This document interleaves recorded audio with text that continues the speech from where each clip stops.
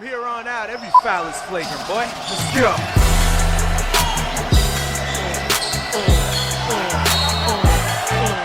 What's up?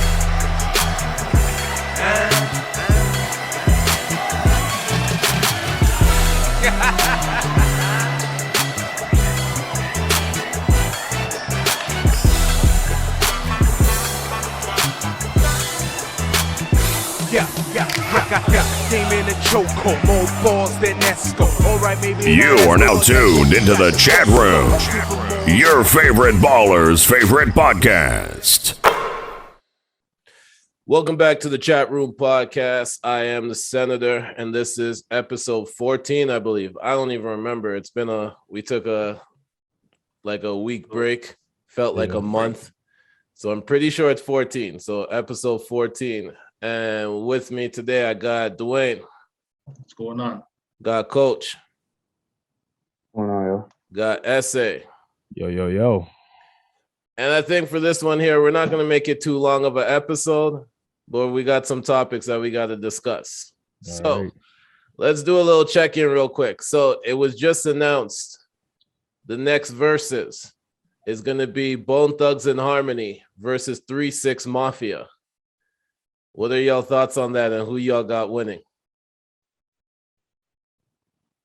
I like 3-6 Mafia over Bone Thugs. That's just me personally. I think 3-6, the hold that they had on that generation was huge. But I know Bone Thugs has some hits, but for me personally, I like 3-6 Mafia. I personally like Bone Thugs better, but 3-6 Mafia, they just have more in their bag. Yeah. I like Bone Thugs. I think 3-6 is gonna bring more energy, and with these verses, it looks like whoever brings the most energy. You know, a lot of Bone Thugs songs are like reminiscent, low energy vibe. Yeah. I'm just reminiscing about my homies. Pour out a little liquor for the ones who pass. Like, whereas Bone Thugs are like, oh my god, like come on. That won't be the vibe that people are looking for. Yeah, because these are becoming concerts now. Like, these are becoming shows, right? And if you're not saying that Bone Thugs can't run a stage, but there's different, like they're different eras. You mean, like, I don't really like this matchup per se. I'm not really looking too forward on it because Bone Thugs is a certain era of hip hop, and then 3-6 Mafia is like they're just two different eras, and I don't know if they'll clash cleanly to give like the show that Verzuz is expecting. But that's just my opinion. My thing is, so Bone Thugs has tracks with Biggie, some of the legends, you know what I mean? So those would normally be considered a cheat code. But if you can play stuff that you produced, International Player Anthem is a point for 3-6 Mafia because they produced it. They will. It's not an if. They will play that. And if they want to go ratchet, Juicy J always in 3-6 Mafia still has it's like a cult classic, Slop on My Knob. It's a cult classic, right? Like, there's a few tracks on there that are like, they got too much bangers. Bro, there are tracks that all you have to do is play the first chord, like Stay Fly, and it's like you already know what's coming, right? You're already like getting hype. Bone Thugs, you hear the Bone Thugs chords, like, oh man, I have to remember about like those who passed. You know what I'm saying? Like it's just different levels to it. I love Bone Thugs, and as a backpacker, you know, I'm more inclined to stand by Bone Thugs as the ship sinks, but you know, I just don't think the energies will be matched. Does Chameleonaire make a showing? You know what? They might have 3-6 could bring a lot of people on stage. Yeah. They could bring Bow Wow for side to side. Like, remember how much people were on that track? You know, once that song comes on and if Bow Wow comes out, like, people are gonna go crazy. Because remember, they had some dances that they created. So that's gonna be a whole different ball game. I'm telling you.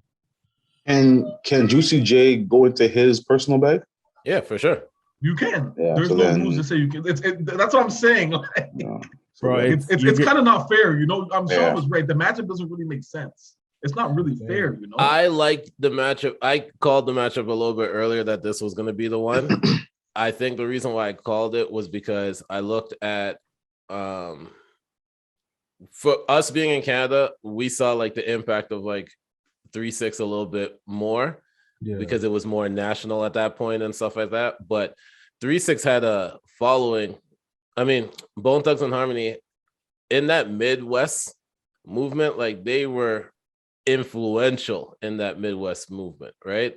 Even though we might only know certain songs, but it's one of those regional battles again, just like the battles when we see in Atlanta, where like even the Jeezy Gucci to a lot of people, Jeezy had the bigger bangers, but when you were listening to people and podcasts from Atlanta, people are like, "Yo, Gucci won that one." Right? Like you're kind of like, wait, how? But then even our guest on the Talks with the Chatterbox podcast, she's like, yeah, that's Gucci.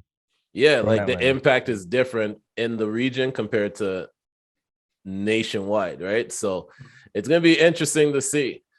But just wanted to get you guys' opinion on that one. Also, great fight happened last night. Shawn Porter, Terrance Crawford. I didn't get to see it. I didn't watch it either. It I was I watched the like a highlights. light. I watched the highlights of the fight. It looked like it was a very good fight. I'm here. I know a lot of people are saying that Porter's dad shouldn't have stopped that fight, but I mean, dads will be dads. He saw his son in trouble. He's gonna stop the fight. He got knocked down twice. Was it that bad though? Like He got I didn't see it. He got knocked down twice in about 20 seconds. Yeah, I mean, like he got knocked down, figured, got up. They said it's okay. He got hit with a 2-piece combo, went down again, and then Did Porter, what do you do with that any point? like anger towards his dad or like disagreement for his dad's decision? You saw the upset. At first, you saw he was upset that he got knocked down for the second time. Like he was in the ring and he was like actually punching like the mat. And then the ref asked him, "Do you want to continue?" And he goes, "Yes. Like I want to keep fighting." And then his dad stepped up and this is when he's already standing and answering the questions. And his dad stepped up on the ringside to call it. From what I know from the fight, his dad and everybody on his team was already aware that win, lose, or draw, he was going to retire. So I think this is just a thing where his dad was saying, I want my son to walk away from this sport without any brain injuries or anything like that. I want him to be able to just walk out of here okay. He has all those faculties in place. I don't want him to take any more punishment than he needs to because he's been punished enough in this fight. He went down twice. I know my son is going to retire from boxing. Let him walk away from this sport. He was thinking like a father in that instance. But in that case, that's a good decision. That this would be his last fight. He knew that win, lose, or draw, this was going to be it for his son. He just wanted his son to be able to walk out the ring okay. I think that's what it was. And he retired today. So it was a great fight, good fight to go out on. I heard he was up though in the beginning. Like when he got knocked down, he still had more rounds. Depending on how you called it, right? Yeah. By the second knockdown, I have Crawford up by 1 by the second knockdown. I had him. It was tight. If he made it out of that round, I had it even just because I would have given that one definitely a 10-8 round, right? So I would have had it even, whatever. But it was interesting. It's going to be good. It's going to be great to see. Errol Spence was in the building, and when he saw Porter get knocked down, he got up and left.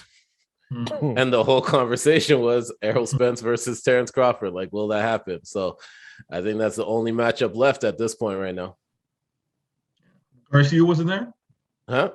Garcia, he wasn't there? They didn't show Garcia. They only showed Errol Spence. And that was right after the knockdown. Like, literally, he knocked him out and then they showed him and he walked up and left. All right, let's get to some basketball. So I want to get y'all early thoughts on the Warriors so far because they have been dominating at this point. 2 losses. And it just came out that Klay Thompson is fully cleared to return to practice. and that he is on time to show up for the week of Christmas week. Yeah, Christmas week.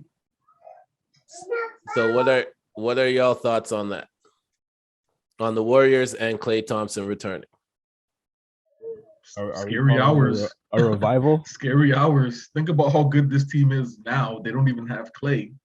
And when he comes, you're adding another 22 points, 21 points, because I don't think Klay is going to be a scoring machine right off the bat. He's going to kind of get himself into the motions and just kind of work himself in. But that's still an easy 20 points possibly on top of what they're already doing. They're going to be a high scoring team. You're choosing the over all the time if you're betting. If you're a betting team, I have to. I just don't think this is a fluke. Like Steph Curry he's possessed. That's the best way I can describe it. He's a man possessed. I don't think anybody in any NBA analyst or anybody that watches basketball had the Warriors doing what they're doing right now, starting this high. Nobody had them. Nobody selected them to possibly be in the finals from the West or the Western. Nobody. No. And now, well, here we are. I still don't think they're a finals team or whatever. I think the one thing in their advantage they have is that they still have trade pieces. So if they want to go out and make a move at the deadline, then they could be a very interesting team. As of right now, I think Steph Curry is playing out of his mind, and those boys are playing with confidence. But it's a regular season, so we've seen teams like in the regular season, like literally, like you have like 2 or 3 days to prepare. So as long as guys are shooting the ball while they're confident, like you can go into a gym, win a game, and get out of the gym really quickly. So I don't necessarily buy the hype right now. They've beaten the Lakers, they've beaten Brooklyn, they've beaten the Bulls, great. But it's still really early, so I don't buy it right now. But if they do, like if they move Wiggins, he's expiring deal. If they move Wiseman for another guy, I think that then they can be like really scary. But as of right now, I'm not really bought in right now. So do you think that those two guys could possibly be chips for a Ben Simmons? Do you think that they should go for him? If they want to get far? I would say no, because I think Ben Simmons is Draymond Green. So if I'm gonna get Ben Simmons and I'm the Warriors, like it doesn't make sense to get him and have Draymond on the court at the same time. Personally, in my opinion, like I think people are forgetting how good Ben Simmons is for sure, but their skill sets are the same. So it doesn't make sense to me. I mean, I don't know who another disgruntled star could be.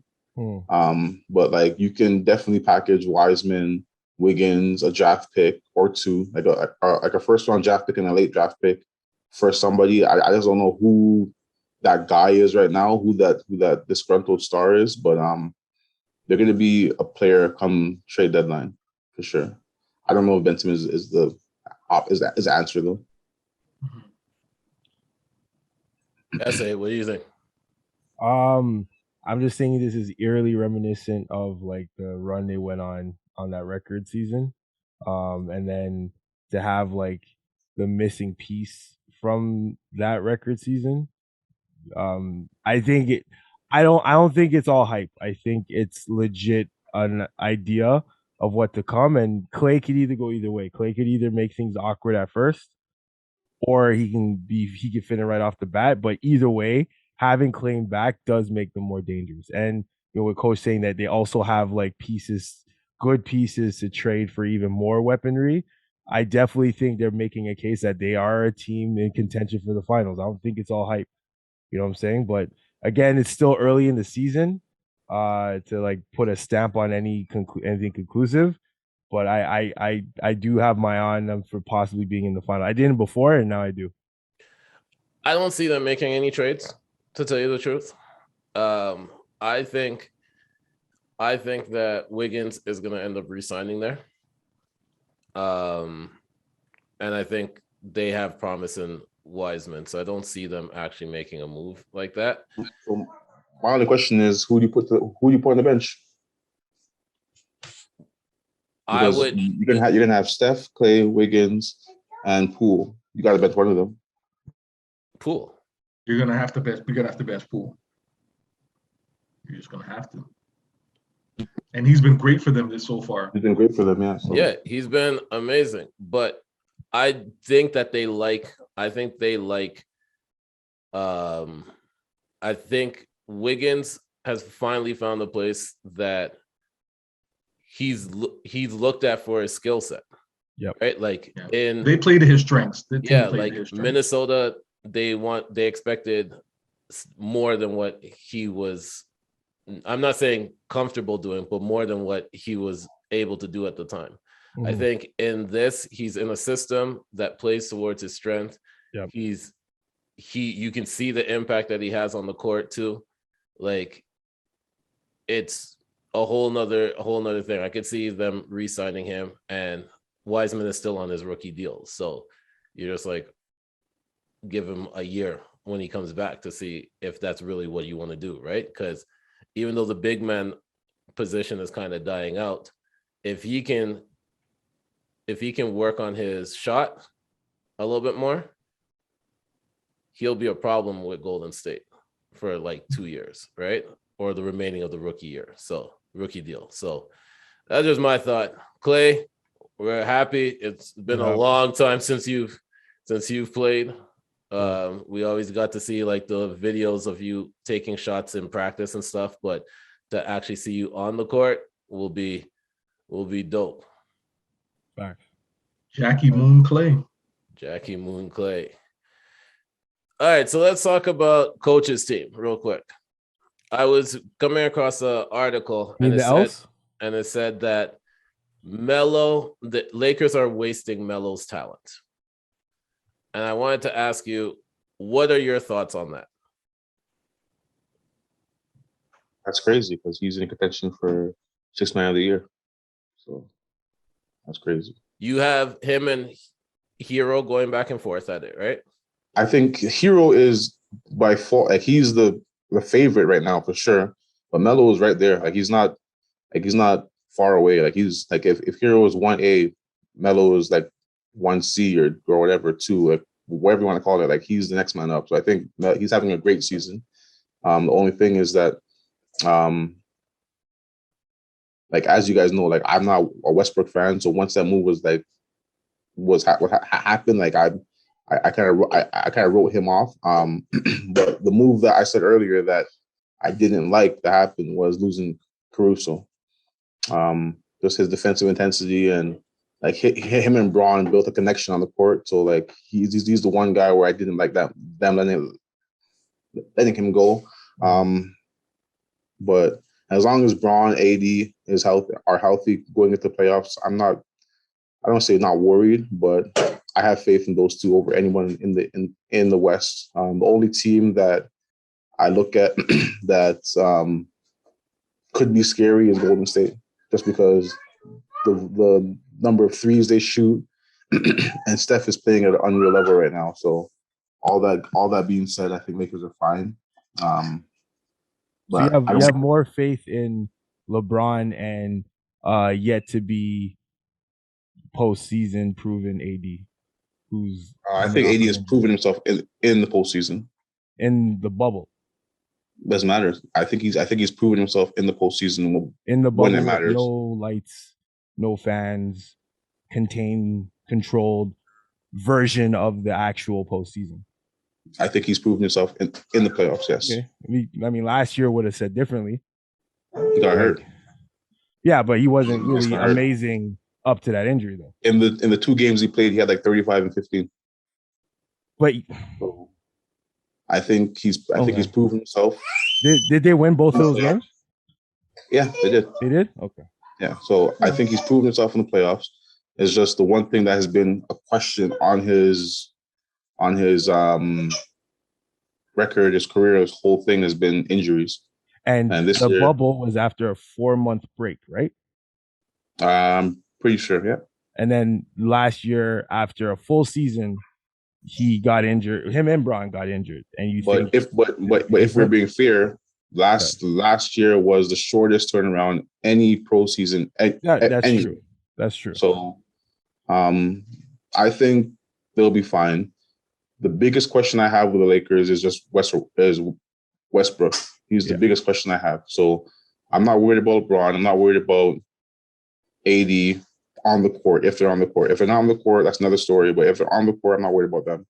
Melo has shown what he is. He's still like he's leading the league in three-point percentage. Yeah, so like I'm not worried about him. Ellington is back. Horton Tucker came back after like he missed like the whole year. He came back, had like 26.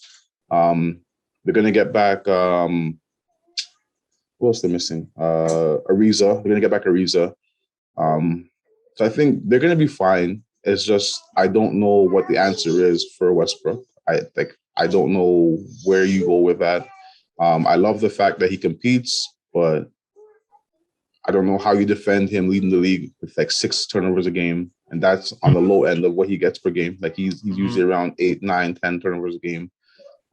Maybe when Braun is back, that will go down because the ball will be in Braun's hand more. But Braun was back last night. They got blown out by 20 or whatever it was.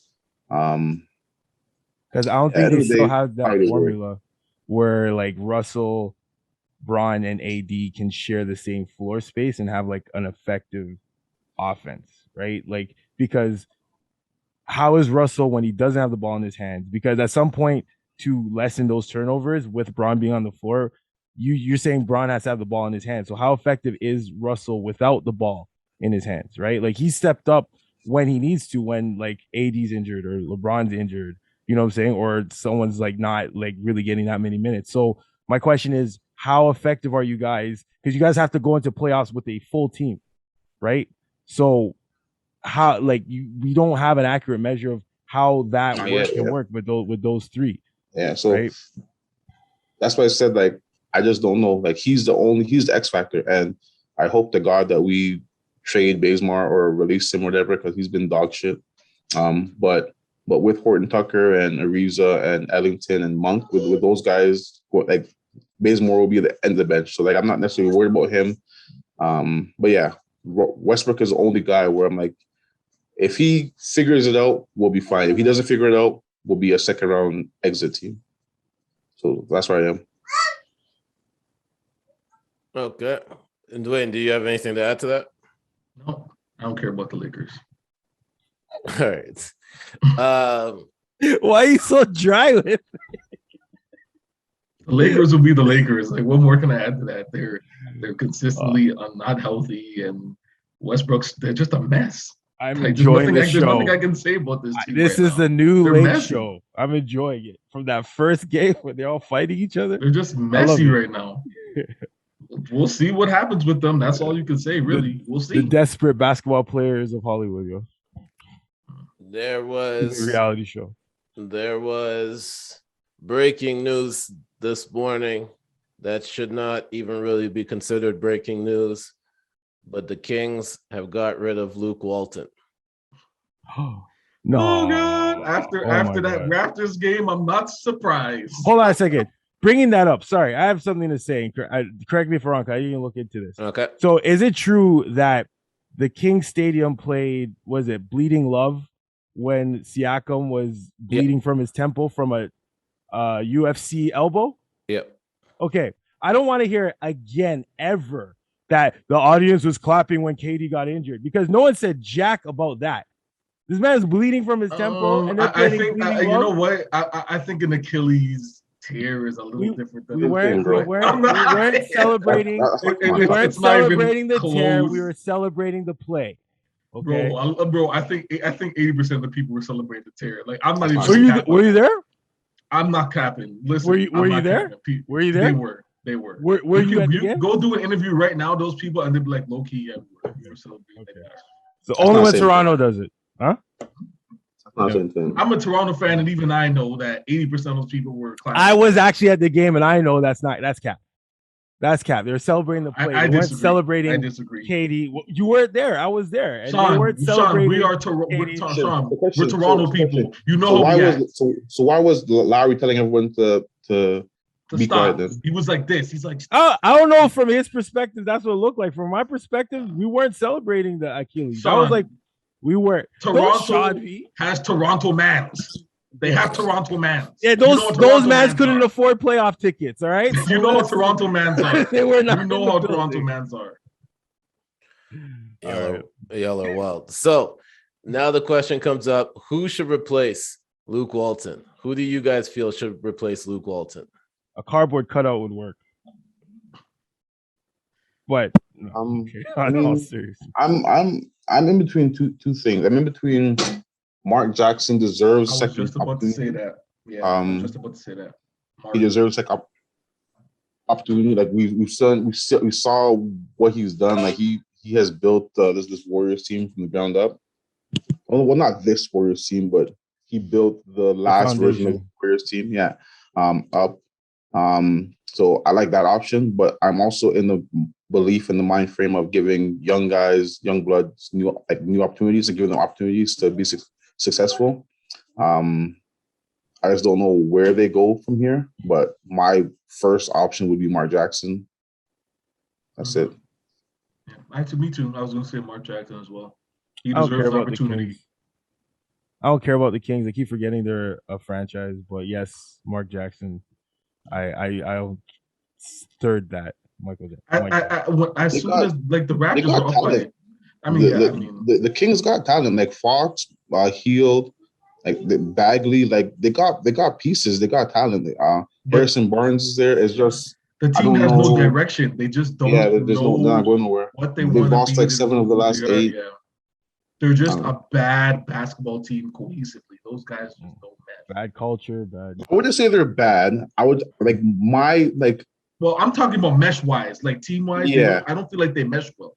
Like my thing, like it's really the worst place to be as a pro sports team, or as a pro sports team is mediocre, because you kind of suck in this area where you can't really get better because like you're not good enough to win a lot of games, but you're not bad enough to get a number 1 pick. You're kind of in that area where it's like, shit, like if we tank, maybe we get number 1 pick. If we see how we are, we'll be like a 13th, 14th pick, you know, like so they're kind of in that area right now where they're in the gray area. That's kind of like where like Detroit has been, but they got Cade, so like they were bad enough to get a number 1 or 2 guy. So like, but prior to that, they were in this world where they like after Darko, they never had another pick, right? So that's kind of like where, like who's that? Like, Pelicans are kind of in that area right now. Like they got Zion, but prior to Zion, like they're kind of in that area as well, you know. Charlotte was in that area. They got Zion light. Charlotte was like now they have the full. Yeah, they got the Grand Slams on right now. How do you even like? I wonder what they're doing with him. Like, does he have? He's gotta have those eating, man. Because isn't that part of their contracts? The NBA, you have to weigh a certain amount in order. I remember that being a thing at one point. Only if you are a member of the Miami Heat. Facts. Oh, really? So this is team discretion. That weight thing is team discretion. Yeah, they're the only team like. The only team that has that in, like you have to have like a below 8% body fat or whatever. I remember like a lot of the NBA teams had that in the past, like the early 2000s. Like a lot of teams had that. You had to be, if you went over this weight, you would start getting like docked basically. Like you get fines and things like that. I don't know. I mean, maybe teams have that in the fine print, just they don't like utilize it. But I know for sure, like it's very documented that the Heat, like you have to have like below 8% or below whatever 15%, whatever it is, percent body weight. Like Antoine Walker was just on whatever show he's on like Sports Day talk show. He was on there like last week saying like I'm speaking to like they used to have like their regimen for getting ready for before the season, staying ready during the season is like like no one has ever done that before, you know. So I remember they did that with Shawn Kemp. They had him on one of those diet things in his contract when he gained all that weight after his knee injury. And I think they did that with Tractor Trailer as well. Tractor Trailer was like 370 pounds or something like that. And they had to put that in. He had to lose like 50, 60 pounds. But I don't get how you let yourself get that size though. Like you're number one prospect. You have all this potential, all these endorsements, everybody's ready to shower money on you, and you kind of just let yourself go. There's you a know, new hottie sauce. With that money, you should be able to afford. With that money, he should be able to afford a personal chef. Like he has the trainers are there, are readily available for these guys. Absolutely. It's just a matter of he's not utilizing any of the things. He's not utilizing them. Maybe like Senator says, he loves that hottie sauce. Love that chicken for Popeyes. You know, just like gumbo ain't no joke, man. Neither is jambalaya. Like, because what can you do with him at that size? Like, what can you do with him? The tough thing is that, like, speaking to what Derek Martin, who was on our show a few episodes ago, kind of said, they don't have really a veteran presence on that team. Mm-hmm. Like, I think the oldest 10-year guy on that team was it JV? No. Is it JV right now? The oldest guy on that team? It might be JV. It might be JV. It might be, yeah. Like, they don't have a guy on, like, they're very young. Like, they got NAW, they got Sideshow Bob. Like, they don't really have a veteran guy on that roster. So I think that's the issue right now. Like, because he doesn't have somebody who's in his corner saying, yo, you got to do this, you got to do that, you got to get a personal chef. They don't have that. So I think they're struggling. He's struggling with that right now. Mm-hmm. Well, hopefully, you know, he's still young, very young in his career. So hopefully they send somebody, you know, kind of runs interception. Going back to the original question, I'm going for Becky Hammond. Oh yeah. To be the new head coach. I think if there's ever a time to give her a shot, it is now, and you can't really do much worse than what they're coming from. So I think Becky's ready. Becky to me has been ready, and this would be a perfect opportunity for her to do it. So I'm going Becky. All right, so we got a few. We have some power rankings, and Chicago Bulls.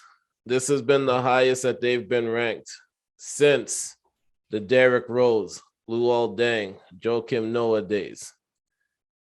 Well, how are you guys liking the Bulls right now? I'm liking them, man. The Bulls they're an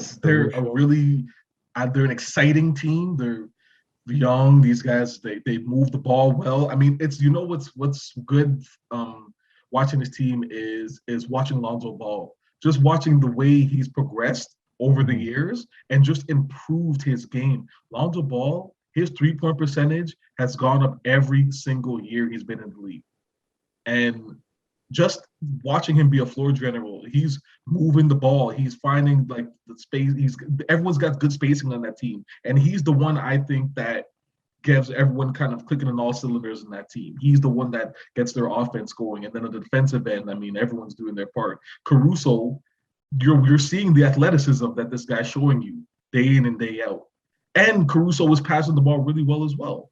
I didn't think he could be a guy that could be such a good, like he's racking up a little bit of assists here. He's passing the ball really well. So, I mean, DeMar DeRozan, you know, Zach LaVine, these guys are great offensive players. They're going to do their job in that end, but it's the Lonzo Balls, it's the Caruso. Guys like that, those guys are really surprising me right now. Yo, shout out LeVar Ball for like instilling into Lonzo and LaMelo, you know, like that work ethic of that, you know, always work on your game, always just keep improving. Hard. That's it. It's not hard. Because go into the lab and improve. Lonzo could have been another like crash and burn type player, but you know, he developed his game quietly. You know, he got kicked off the Lakers and he didn't let that define him. He built his game up and now he's back into the headlines for a better reason, you know, in comparison to his brother too. Right. So shout out to LeVar Ball for real. Lonzo don't talk. He don't say a word, he just hoops. Back. I think I'm intrigued by them. I'm impressed by them. I think they're exciting, but I'm not bought into DeRozan. Like anyone you and MJ. Yeah, I'm not like no, like DeRozan is a very solid player. Like I don't know if I'd rather him on Lakers other than Buddy Hield, but I would have rather him on the Lakers over Westbrook. What is it about DeRozan that people don't like? Like I don't get it. It's not that I don't like him. I think I've always said he's like a top 5 shooting guard in the league. I've always said that. I've always maintained that. But I don't buy into him being the guy to help them in the playoffs because in the East, like it's still Brooklyn, Miami, I think Philadelphia. As much as Joel Embiid is hurt out right now and they're going through the whole Ben Simmons stuff, there's still a problem in the East. Bucks are there. Like I don't think Chicago matches up with those guys. They'll be an exciting team. They'll be an exciting matchup. Like maybe we'll get a Chicago versus Charlotte playoffs. Maybe we'll get a Chicago versus Atlanta playoffs. Like those would be exciting series. But anybody think Chicago is going to beat Bucks or Brooklyn or Miami? I don't. So I think they're a second round exit team. I think that's their ceiling. But they're super exciting. They're super athletic. They're a fun team to watch. I think watching them and the Warriors when everyone's healthy would be amazing to watch. That'll just be up and down. And be amazing basketball to watch. But I'm not buying into them. So my thought process is their biggest issue right now is Vucevic. And if Vucevic can get back to kind of Orlando Vucevic, makes him more dangerous. Then we've seen how he played against Milwaukee in the bubble that year in the playoffs. And it was pretty much Vucevic and DJ Augustine versus the Bucks. Like nobody else showed up for Orlando. It was like those two. So if you can get him on that level, then it takes a lot of pressure off of a lot of people. And then that's, to me, is when they're going to be more dangerous. I think if you have to rely solely on DeRozan and LaVine in the playoffs, that's not going to work. But if you have all four actually working, I can see them being a problem. Not finals problem, but maybe Eastern Conference final if at that point. Like if they can get, because it all depends on matchups and if they play at that level. Like I've seen him play in the playoffs, so it just all depends. Milwaukee has been surprising though. Coach, you were about to say something. I'll say I don't know who they beat in the second round. If you have a matchup of, because like I say, it's all depending on standings, right? So if they got to go through either Milwaukee, Brooklyn, or Miami. They got to go through one of those three teams. I don't know who they beat. I think matchup wise, I think that there are a few teams that have matchup issues against certain teams at this point. Like from what early season looking, right? This is obviously nearing the ending of the season where we can make a better decision on whatever, right? But I look at a team, Charlotte has been giving people some problems at this point right now, right? Not saying that they're going to be up there, but I'm saying they're competing at a level. They're disruptors. Yeah, they're disruptors. Wizards surprisingly have been more of a disruptor than people expect. They're gonna taper off.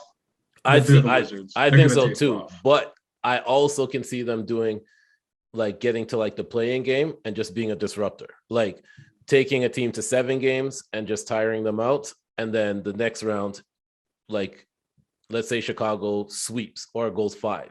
They're more fresh compared to somebody that just went 7, right? Like, you know what I mean? Like it's the Wizards and the Raptors are going to be playing. They're going to be fighting for that spot in the play-in. I had Raptors in the play-in.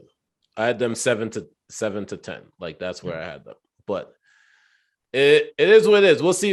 It's still early. There's still a lot of stuff, a lot of basketball to be played. Currently, at this point right now, Milwaukee's 8th in the league, 8th in the Eastern Conference. Do we expect that to continue? No, but we just saw what Giannis did last night. Youngest player to get 35 points, 20 rebounds, and 5 assists in less than 35 minutes played. That is impressive ass stat. Very impressive. Very impressive. Giannis doing Giannis things. Yeah, he is what it is. I believe we can't be shocked at things he does. He's a monster. Is it weird that he is not really in the MVP talks? Like right now, like dominating what we're hearing right now, right? We hear 3, possibly 4 names, right? We're hearing Curry, and obviously there's a reason why we're hearing Curry, but Curry, Durant, Jokic are like the top 3 names that people are saying. I think it's Curry and Durant, and the rest don't matter. It's going to be between one of those two. Yeah, and Jokic, you can put Jokic in there just because he's a default. He's a default. You can put Giannis in there because Giannis in there put his numbers up. Default. You can put Embiid up there because when he's healthy, he's going to do what he doesn't default. You can put Braun up there because when he's healthy, he's the default. But it's really you guys respecting right Jimmy being up there. If Miami is a top 3 seed in the East, yeah. Okay, that was just a question for a host who was supposed to be on this episode. No, he will be there if they're a top 3 seed in the East, just off of respect, just for their top 3 seed in the East. But it's a Curry and KD matchup, and it's going to come down to those two. I mean, I'm not surprised that Giannis is not there just because they're 8th, and we're kind of in this realm right now with Giannis, is that we just don't appreciate what he's doing because it's just regular now. Kind of like with Braun, even though it's fuck with Braun, but like we're kind of in this space where we just don't appreciate what he's doing because it's just LeBron has a bad game and he puts up 23, 8 and 7, and that's a bad game for Braun.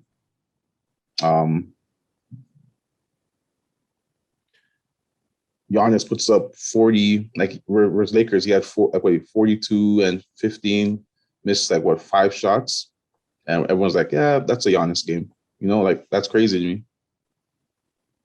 It's interesting. I always like to see how like the MVP, when they do like the MVP, like what's it, the playoff, the ladder, whatever, when they how they just keep changing it each time, right? And just seeing where people's thought process is. But I agree with you. It's Curry and Durant season. And I think that this was kind of a narrative that they kind of wanted from before, like that year when Durant left to go to Brooklyn, or last year would probably be even better because that was the first year that he actually played. Like to have that narrative of Curry and Durant the first year after, but then Durant came back, Curry got injured, that took it out. But right now they're both playing crazy. Here's a question for you guys. What would be the better finals for viewership and for NBA fans? Would it be Golden State versus the Nets, or would it be Lakers versus the Nets?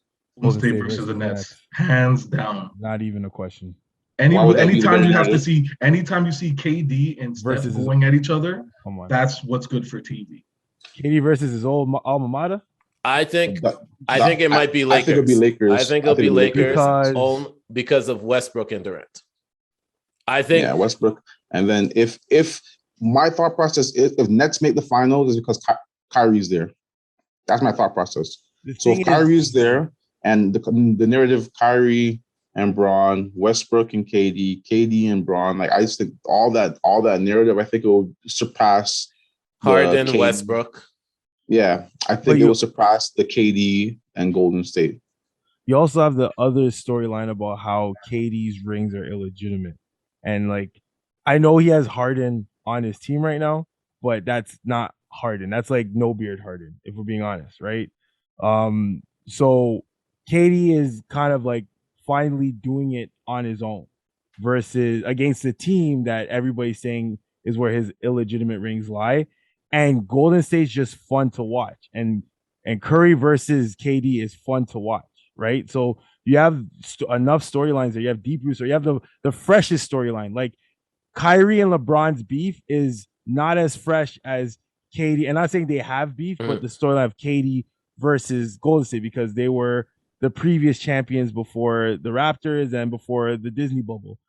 championship. So I just think that would be more on the pulse of what fans want to see versus like LeBron versus KD because of the who's the greatest player on the planet right now, or Kyrie, because we don't even know if Kyrie's gonna ever get to play. Yeah, right? for sure. That's my take. I think that was a solid question, and I think that was a solid way to end off this podcast. So we've reached the part of the podcast where we get to promote our social medias and anything else that we might be working on. So, SA, do you want to start us off? Sure. You know what it is. My personal is at Pro Chatterbox. Yes, we still have our podcast, Talks with Chatterbox.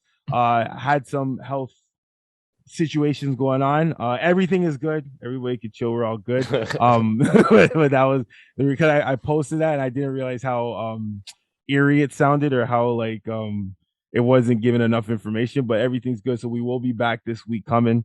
So you can follow us at Chatter Talks and go to our website, www.chattertalks.tv. Dope. Coach. Yeah, my IG is real_deal_Francis. And I've been on the last episode or so because we're in the thick of it with the season. We're 3-1 right now. Just had a game last night, won by like 20. We got 2 more games to go in the semester, and then we're going to BC. We're playing some universities out there, and then we're back into our second semester. So we're in it right now. So I'm rolling. You can hear my voice. I mean, I've been shouting a lot the last 2 days. Yeah, we just played like the inner city rival. So it was like they came to our home gym on Friday, beat us by 8. And we went to their home gym yesterday and beat them by 21-19, something like that. Yeah, so Coach has the Doc Rivers voice. Yeah. you just gotta make sure you got the defense. Hey, I'm drinking my tea and everything. See my tea? I got my tea. There better be some ginger and honey in there, man. It is. It's ginger turmeric.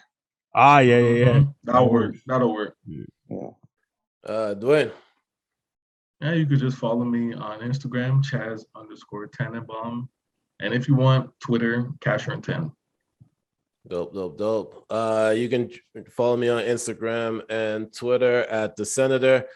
Don't forget to check out my Twitch page, twitch.tv/It's The Senator. That's back up. If you're in Calgary, I'll be DJing a lot more. So just keep a lookout on my Instagram. You'll see where I'll be at. Come grab a drink, have some fun, all that good stuff. Don't forget to check out the Not So Soft podcast. Comes out every Friday except last Friday, because we actually did record the whole episode and everything, and just technical issues caused us not to release it. So that just means that the next one, you're probably getting a 4-hour one. I'm not. I don't have time to do that. You ain't editing. I don't got time to do that. But just look out every Friday with myself, Kino the Great, and Nino Rockwell, and occasionally Random Task. Also, make sure you go check out that collab episode that we just put out with the Talks with the Chatterbox and the Not So Soft Pod. It's pretty much elevator music. Don't ask us what was said behind the elevator music. Just know that there's a reason why you did hear it. Don't forget to check out the Chatroom Podcast on Instagram at the.chatroompod. Don't forget to like, rate, subscribe, and share the Chatroom Podcast. Check out the YouTube channel. Search the Chatroom Pod. Hit that subscribe, hit the bell, do all that good stuff. And I think that's it for the plugs. I think I did too much plugging right there, but it's okay. Pause. Anyways, this has been the Chatroom Podcast, your favorite baller's favorite podcast, and we are out. Peace. Peace.